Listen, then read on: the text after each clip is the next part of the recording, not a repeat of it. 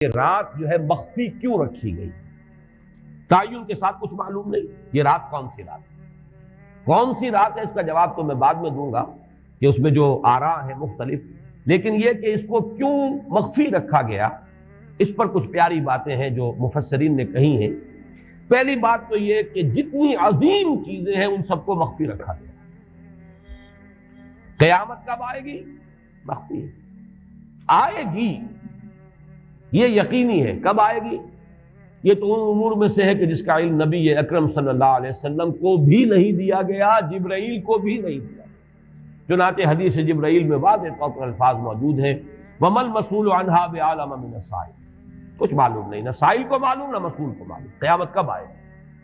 اب یہ عظیم حقیقت مخفی رکھا گیا اور اس کا خاص طور پر ذکر کیا گیا سورہ طٰہٰ میں، اکاد اخفیھا لتجزی کل نفس بما تسعی۔ اگر تعین کر دیا جاتا تو جو قریب کے زمانے کے لوگ ہوتے وہ تو خوب پھر محنت کرتے آخرت کے لیے، اور ذرا فاصلے والے ہوتے وہ ذرا تساہل کرتے اس کے بارے میں۔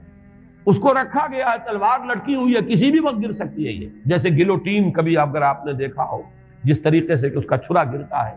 کسی بھی وقت گر سکتی ہے، لہٰذا ہر وقت چوکس رہو، چوکس میں رہو، جیسے کہ صحابہ کرام کی شان معلوم ہوتی ہے بعض روایات سے کہ ذرا تیز ہوا چلتی تھی تو وہ سمجھتے تھے کہ قیامت آ گئی۔ اس درجے استحضار تھا اعصاب کے اوپر، اس کا اتنا اثر تھا کہ ذرا تیز جھکڑ چلا اور انہوں نے سمجھا قیامت آ گئی۔ تو اس طریقے سے قیامت کو مخفی رکھا گیا۔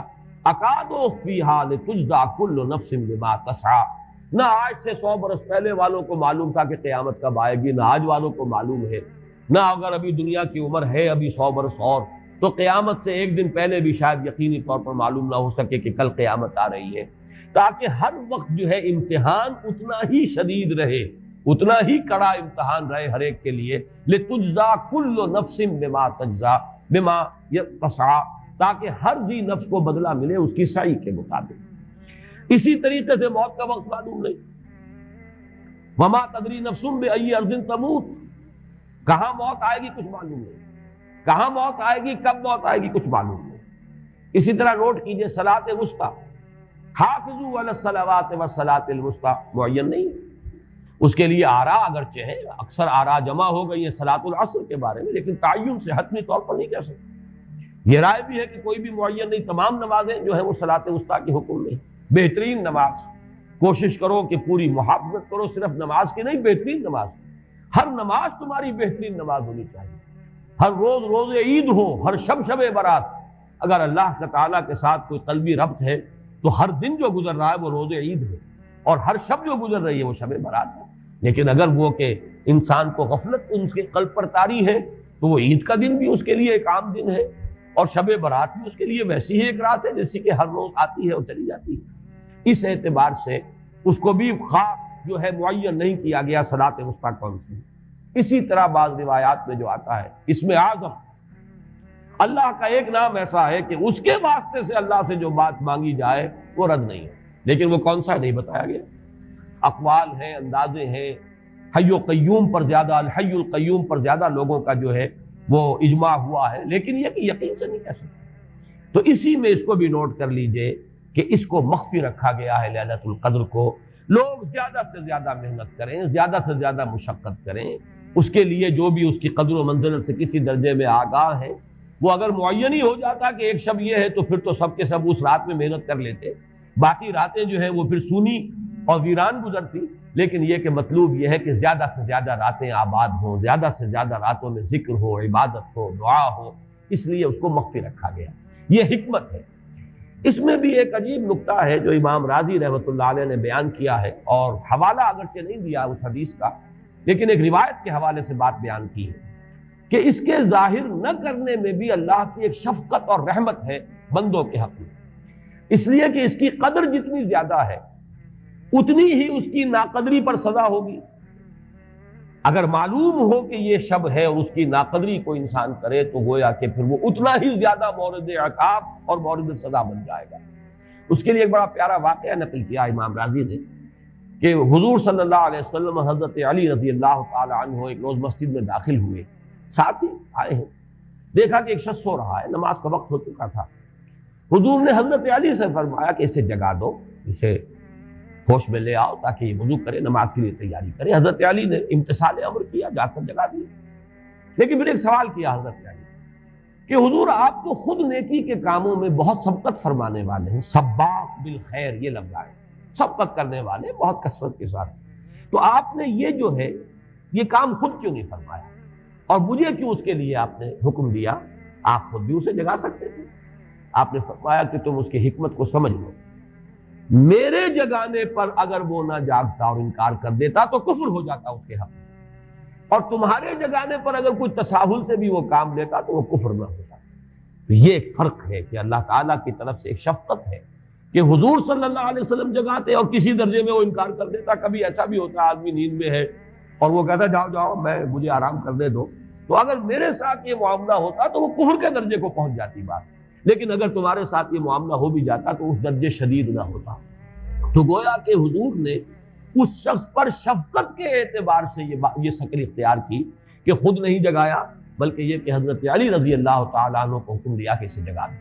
تو یہ نقطہ کہ لیلۃ القدر کے اخفاء میں یہ بات بھی ہے کہ اگر اس کو عیاں کر دیا جاتا، معین کر دیا جاتا، تو پھر جو لوگ اس سے غافل رہتے پھر وہ بہت سخت ناقدری کا ارتکاب کرتے اور بڑی سزا کے مستوجب ہو جاتے۔ اب آپ چھٹی بحث ہے کہ وہ رات کون سی ہے۔ اگرچہ ایک رائے شاذ یہ بھی ہے کہ وہ رمضان سے باہر کی رات بھی ہو سکتی ہے، لازم نہیں ہے کہ رمضان ہی کی کوئی شب ہو۔ اس میں چونکہ بعض حضرات نے ایک روایت کی وجہ سے جسے ہم شب برات کہتے ہیں، لیلۃ البرات، یہ شعبان کی 15ویں شب، درمیانی شب، اور اس کے بارے میں ایک روایت موجود ہے حضرت عائشہ صدیقہ رضی اللہ تعالی عنہا کی کہ رات کے وقت ان کی آنکھ کھلی اور وہ باری آپ ہی کے پاس شب باسی کی تھی حضور کی، تو حضور موجود نہیں تھے، تو تشویش ہوئی کہاں گئے۔ تو جب تلاش کی گئی تو معلوم ہوا کہ حضور جنت البقیع قبرستان میں پہنچے ہوئے ہیں اور وہاں آپ ان کے لیے جو بھی وہاں دفن ہیں ان کے لیے استغفار فرما رہے ہیں۔ جب پوچھا گیا معاملہ کیا، تو آپ نے فرمایا یہ بڑی عظیم رات ہے اور اس رات میں فوت ہونے والوں کا فیصلہ ہو جاتا ہے، پیدا ہونے والوں کا فیصلہ ہو جاتا ہے۔ تو اب وہ بھی ایک لیلہ مبارکہ، اسی وجہ سے بعض لوگوں نے وہ جو سورہ دخان کی ابتدائی آیات ہیں انا انزلناہ فی لیلۃ مبارکۃ، اس کو محمول کیا ہے اسی رات پر کہ جس کو ہم شب برات کہتے ہیں اپنی عام اصطلاح میں، لیلۃ البرات اسے عربی میں کہا جاتا ہے۔ برات کے معنی کسی کا چھٹکارا پا لینا۔ یہ شب برات جو ہے وہ برات شادی والی برات نہیں ہے، بلکہ یہ برات کا لفظ ہے عربی زبان کا، جو ہمارے ہاں وہ غلط العام میں برات شب برات بن گیا ہے۔ برات برات من اللہ ورسولہ، جو سورہ برات کا پہلا لفظ ہے کہ چھٹکارا پانا، کہ وہ رات بھی ایسی ہے کہ اس میں انسان استغفار کرے اور اللہ تعالیٰ سے اپنے گناہوں کی معافی مانگے تو اپنے آپ کو جہنم سے چھٹکارا دلا سکتا ہے، وہ شب برات۔ اس اعتبار سے کچھ لوگوں نے گمان کیا کہ شاید لیلۃ القدر اور لیلہ مبارکہ اس حدیث کی روح سے وہی شب ہے، وہ ظاہر بات ہے کہ خارج از رمضان مبارک ہے، اور یہ کہ اس کے علاوہ بھی بعض آراء ہیں، لیکن یہ آراء جو ہے شاذ کے درجے میں یہ کہہ سکتا ہوں کہ تقریباً اجماع ہے اس پر کہ یہ رات رمضان مبارک ہی کی ایک رات ہے۔ اس کی دلیل ایک تو یہ کہ القرآن یفسر بعضہ بعضا کے اصول کے مطابق قرآن مجید کے اندر سورہ بقرہ میں یہ واضح کر دیا گیا شہر رمضان الذی انزل فیہ القرآن، رمضان مبارک کا مہینہ وہ ہے کہ جس میں قرآن نازل کیا گیا، اور یہاں فرمایا انا انزلناہ فی لیلۃ القدر، ہم نے اس کو اتارا ہے لیلۃ القدر میں۔ ان دونوں کو جوڑیے تو اس کا ایک لا محالہ جو ایک انیویٹیبل رزلٹ نکلتا ہے وہ یہی ہے کہ یہ لیلۃ القدر رمضان مبارک میں۔ دوسری اس کی تائید ہوتی ہے وہ مشہور حدیث جس کو الحمدللہ کہ ہم نے بہت عام کیا ہے، رمضان مبارک کی آمد سے قبل کوشش ہوتی ہے ہر سال جو ہے اس کی یاد دہانی کرا دی جائے۔ ایک طویل خطبہ جو حضور نے دیا تھا، خطبنا رسول اللہ صلی اللہ علیہ وسلم فی آخر یوم من شعبان، یہ حضرت سلمان فارسی رضی اللہ تعالیٰ عنہ سے مروی ہے کہ حضور نے شعبان کے آخری دن ہمیں خطبہ ارشاد فرمایا، یا ایھا الناس قد اظلکم شہر عظیم شہر مبارک شہر فیہ لیلۃ خیر من الف شہر، لوگوں آگاہ ہو جاؤ،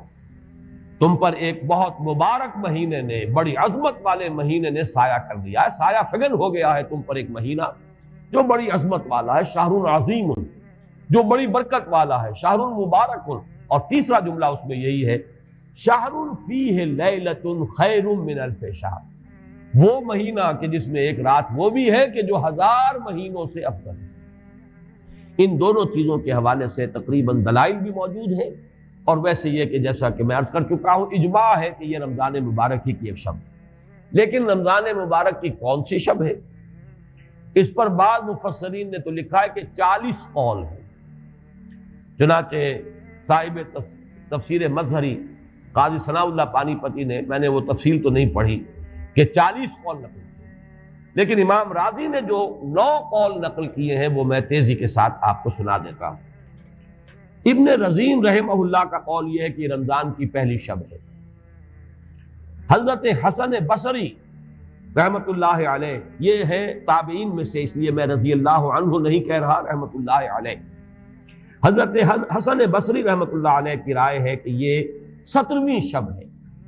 یعنی وہ شب کہ پھر جس کے اگلے دن جو ہے وہ غزوہ بدر ہوا ہے، یوم الفرقان۔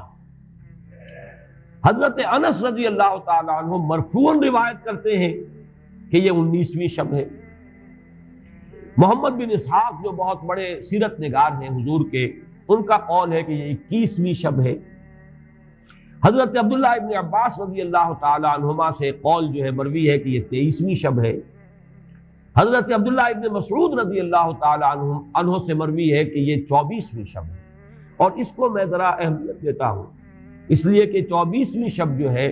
سورہ علق کی ابتدائی آیات کے نزول کے ضمن میں کچھ حساب کتاب کے جوڑنے سے 24ویں اور 25ویں شب کا بھی معاملہ جڑتا ہے، جو کہ میں نے آپ کو سورہ علق کے درس کے دوران بتایا تھا۔ اس کے بعد حضرت ابو ذر غفاری رضی اللہ تعالیٰ عنہ کا قول ہے کہ یہ 25ویں شب ہے۔ اس کے بعد حضرت ابی ابن کعب رضی اللہ تعالیٰ عنہ کا قول ہے، یہ وہ ہے جن کو کہ حضور نے خود فرمایا کہ اقرأہم ابی ابن کعب، قرآن مجید کے سب سے بڑے قاری حضرت ابی ابن کعب ہیں رضی اللہ تعالیٰ عنہ، اور ان کے بھی سینے پر آپ نے تھپکی دی تھی کہ ایک سوال کیا آپ نے کہ سب سے عظیم سورت کون سی ہے، اور جب انہوں نے صحیح جواب دے دیا سورہ فاتحہ، تو پھر یہ کہ اس پر حضور نے تھپکی دی کہ تمہیں اللہ تعالیٰ نے بہت صحیح مناسبت عطا کی ہے علم کے ساتھ۔ ان کی اور صحابہ میں سے بہت سے لوگوں کی رائے، یہاں تک کہ یہ کہا جا سکتا ہے کہ بقیہ اقوال جو ہیں وہ شاذ کے درجے میں ہیں، اور یہ گویا کہ اگر اجماع نہ کہا جائے تو بہت حد تک اتفاق کے درجے میں ہے کہ یہ 27ویں شب ہے۔ اور اس 27ویں شب کے ضمن میں حضرت عبداللہ ابن عباس سے ایک روایت میں پہلے آپ کو بتا چکا ہوں کہ 23ویں شب، لیکن 27ویں شب کے ضمن میں جو مختلف روایات حضرت عبداللہ ابن عباس رضی اللہ تعالی عنہما سے مروی ہیں